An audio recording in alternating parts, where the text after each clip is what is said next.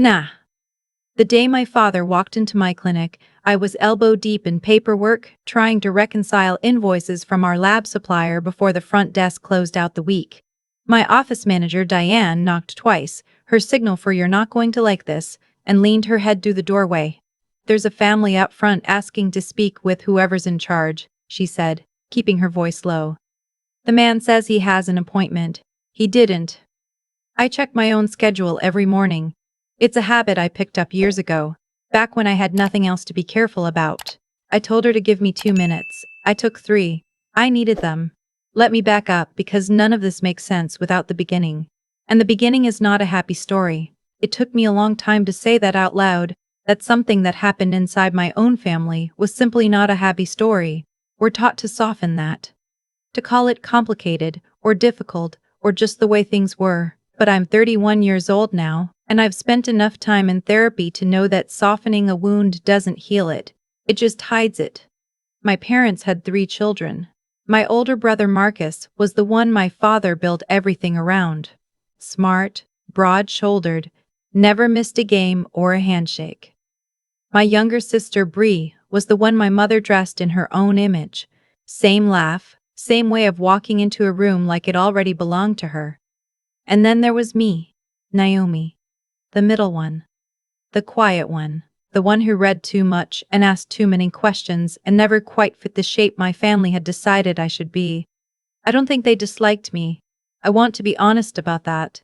I think they just didn't know what to do with me, and when people don't know what to do with something, they set it aside. By the time I was in high school, I had figured out the unspoken rules. Marcus's college fund was untouchable. It was practically a sacred trust. Bree's dance lessons, her competitions, her costumes, all of it was non-negotiable. My college savings, which my grandmother had quietly contributed to for years, sat in an account my father controlled. I didn't think much about it until the summer before my senior year, when I overheard my parents talking in the kitchen about Marcus's graduate school applications and a shortfall they needed to cover. I told myself I'd heard wrong. Then I got my financial aid package for the university I'd been accepted to, and the number didn't match what I'd been told was saved for me. When I asked my father about it directly, he said the money had been reallocated. He said it like it was a business decision. He didn't apologize. He said Marcus's future was the priority and that I was resourceful and that I'd figure it out. I was 17. I figured it out. I took out loans. I worked 2 jobs through undergrad. One at a coffee shop that opened at 5 in the morning, one at the university library that kept me there until midnight. I graduated with a degree in biology and more debt than I like to think about. I applied to physician assistant programs because I wanted to work in medicine and I was realistic about the timeline I could afford.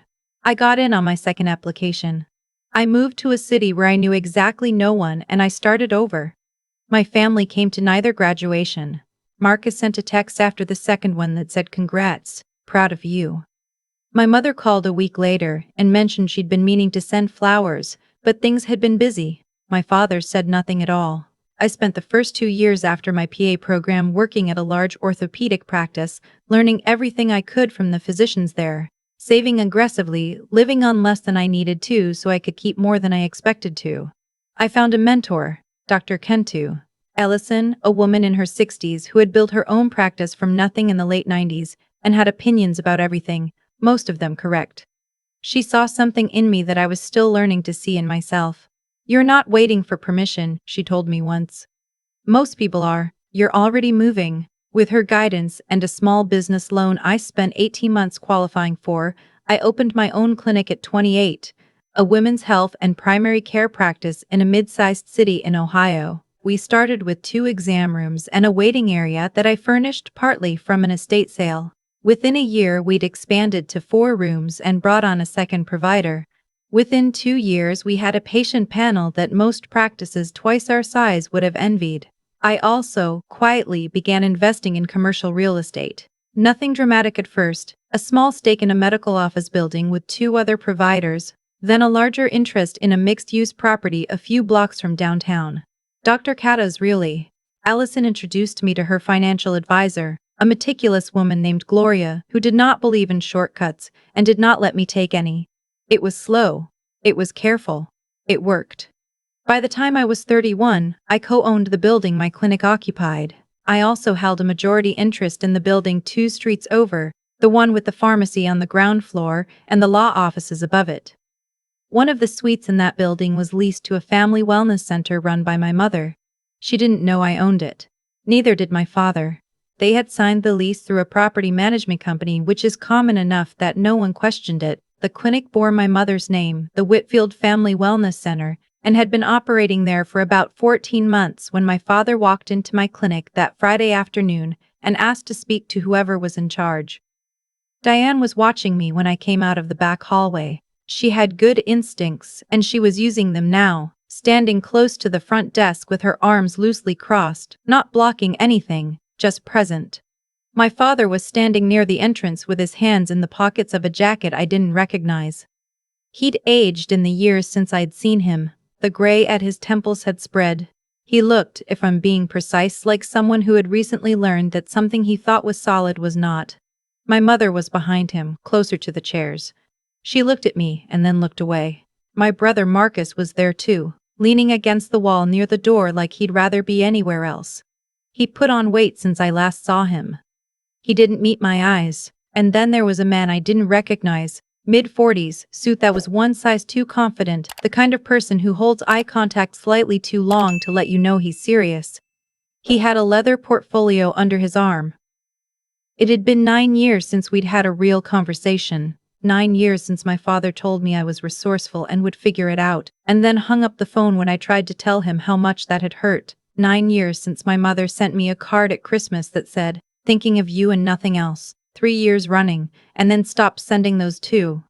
I said, "Dad." He looked at me the way people look at someone they expected to be smaller. "Naomi," he said. "You look well." I thanked him. I asked what I could do for him. He glanced at the man with the portfolio and something passed between them, a small signal, like they'd rehearsed this. Then he looked back at me with an expression I recognized from childhood, the one he used when he was about to reframe something in his favor. "We thought it would be good to reconnect," he said.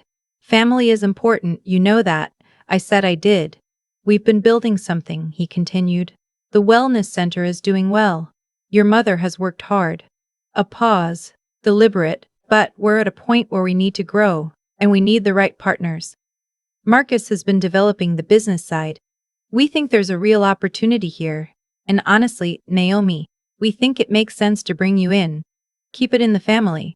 I asked him what that meant, specifically. The man with the portfolio stepped forward. He introduced himself as a business development consultant. He opened the portfolio and laid a document on the counter beside Diane's keyboard, turning it to face me. It was a partnership agreement. My clinic's name was on it. The terms proposed a merger of the wellness center with my practice, under a shared operating structure. The ownership split was listed at the bottom. 60% to the Whitfield Family Wellness Center. 40% to me. I had built my clinic. I had built everything in it, every system, every relationship, every piece of equipment chosen and paid for and maintained. And this document, prepared by someone who had clearly never set foot inside my practice, was offering me 40% of my own work. My father was watching my face. "We thought you'd want to be part of something bigger," he said. "You've always been independent, maybe too independent. This is a chance to be part of the family again, to let us help you." There it was.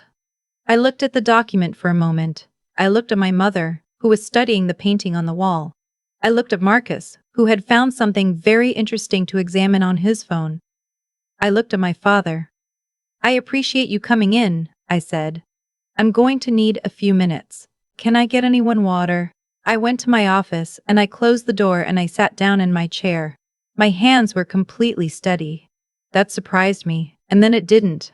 I had imagined some version of this moment for a long time. Not exactly this, not the document or the consultant or the merger language, but the shape of it. The moment when my family would show up needing something and reframe it as generosity. I called Gloria. She picked up on the second ring. I told her what was happening. There was a brief silence. "Do you want to handle this yourself?" she said. "Or do you want me to walk you through the property records first?" "I know the property records," I said. "Then you know exactly what position you're in." I did. When I came back out, my father was sitting in one of the waiting room chairs. The consultant was still standing, which told me something about him. My mother had accepted the water Diane offered her and was holding the cup with both hands. I stood at the counter. "I've reviewed what you've brought," I said. "I have some questions." My father leaned forward. "Of course. That's what we're here for." "The wellness center's lease," I said. "Are you current on it?" He blinked. "We're current on everything. It's a well-run operation." "Good," I said. "That's important, because the lease comes up for renewal in 4 months, and the terms will be changing." A pause. "What do you mean? The property owner has been reviewing all the leases in that building," I said. "Rates are being adjusted to market value. There will also be a new clause regarding subleasing and any change of business structure requiring landlord approval." My father looked at the consultant. The consultant's expression had shifted in a way that was almost imperceptible. A slight stillness, like a person who has just heard something that requires them to recalculate. "Who is the property owner?" my father asked. I let the question sit for just a moment. "I am," I said. "I've held majority interest in that building for almost 2 years." The room was very quiet. My mother set down her water cup. Marcus looked up from his phone for the first time since I'd walked out. My father's jaw moved but nothing came out, and I thought, for the first time in a very long time, of the kitchen conversation I wasn't supposed to have heard, of the word reallocated, of the financial aid letter I'd read in my car in the school parking lot because I couldn't read it in the house, of 3 Christmas cards that said thinking of you and then nothing. I wasn't angry. I want to be accurate about that. By the time that moment came, what I felt was closer to something like clarity, like a fog had lifted from a landscape I had always known was there. "I'm not going to sign the partnership agreement," I said. "This clinic is mine. I built it, and it's not for sale or merger on any terms." I think you know why I can say that with confidence. My father opened his mouth. "I'm also not going to raise the lease," I continued. "As long as the wellness center operates in good standing and meets its obligations, nothing changes. I'm not interested in making this harder than it needs to be." I looked at my mother when I said this, because I meant it for her more than anyone. "But I need you to understand what the situation actually is. And I needed you to hear it from me directly." The consultant quietly closed his portfolio. Marcus stood up, and for a moment I thought he was going to say something. Something real. Something that might have mattered. He looked at me the way he used to when we were kids, and he'd done something he knew was wrong but couldn't bring himself to say so. Then, he walked to the door and held it open, looking at the floor. My father stood up slowly. He looked at me for a long moment. I don't know exactly what he was looking for. I hope he found some version of it. "Naomi," he said. "Dad," I said. He nodded once and walked out. My mother followed him, pausing beside me for just a second. She didn't say anything.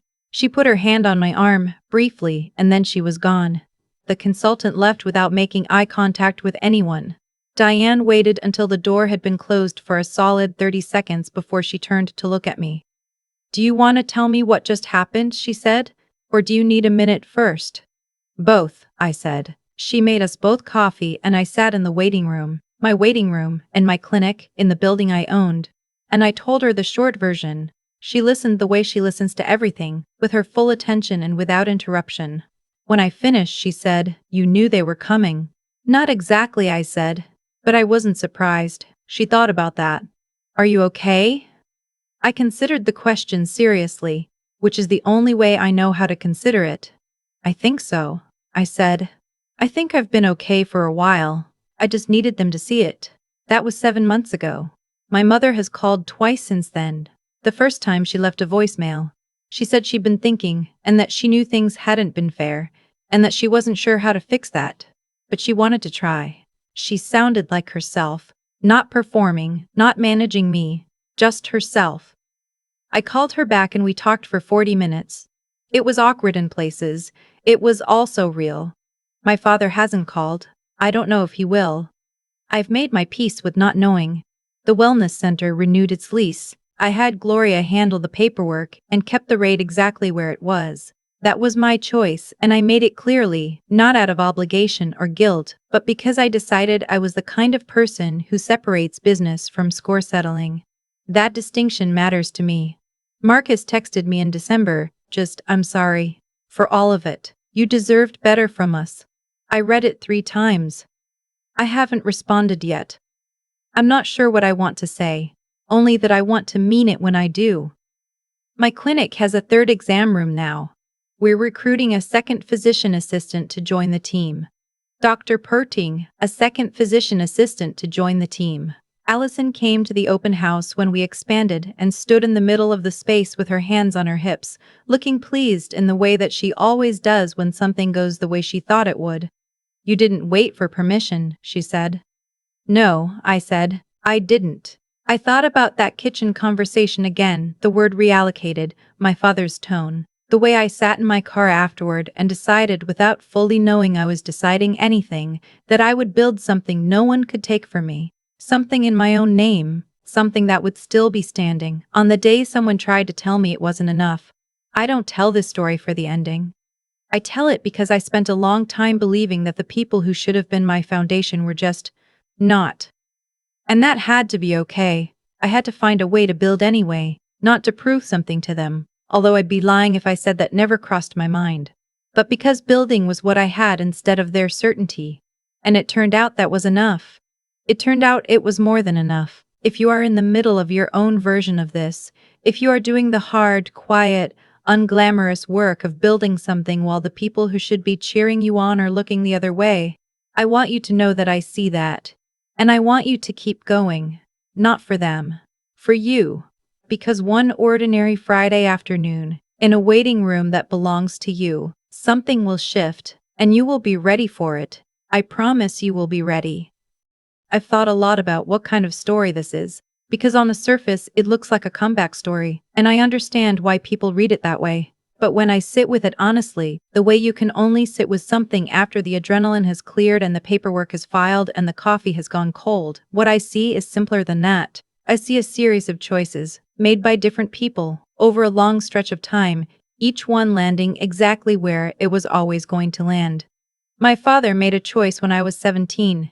He looked at the money my grandmother had quietly set aside for me and decided it belonged somewhere else. He told himself a story about priorities and practicality, and maybe he even believed it. But a choice like that doesn't disappear. It doesn't stay in the past where you put it. It moves forward with everyone it touched, shaping the ground under their feet whether they know it or not. I made choices too. I chose to stay in school when I wanted to quit. I chose to get up at 4:50 in the morning for a job that paid just enough to matter. I chose to listen to Dr. Ellison when she told me I was already moving, even before I understood what that meant. And years later, I chose to buy that building not out of strategy but out of something quieter, a belief that what I built should stand on ground that belonged to me. None of those choices felt significant at the time, they just felt like the next thing to do. That's how it works, I think, not through dramatic turning points, but through the accumulation of small, honest decisions made in the direction of what you actually believe. Naomi who took out the loans, Naomi who worked the double shifts, Naomi who signed the property papers. That was the same person the whole time, just more of herself with every step.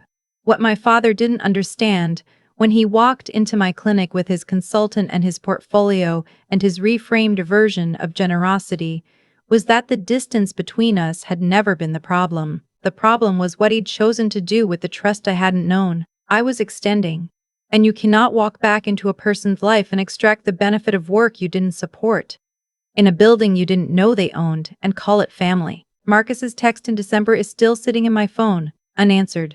I'm not punishing him. I'm genuinely still deciding what honesty looks like there, and I'd rather take the time to say the right thing than rush toward a resolution that makes me feel better for 10 minutes. That's something I learned from Diane, who almost never speaks before she's ready, and is almost always right. What I want, if I want anything from telling this story, is for someone who is in the early part of their own version of it, to understand this, the work you do in the dark, when no one is acknowledging it. When the people who should be proud of you are looking somewhere else, that work is not wasted, it is accumulating, it is becoming the ground under your feet, and one day someone is going to walk across it and realize too late that you built it. You do not have to wait for their recognition to know what it's worth. You already know.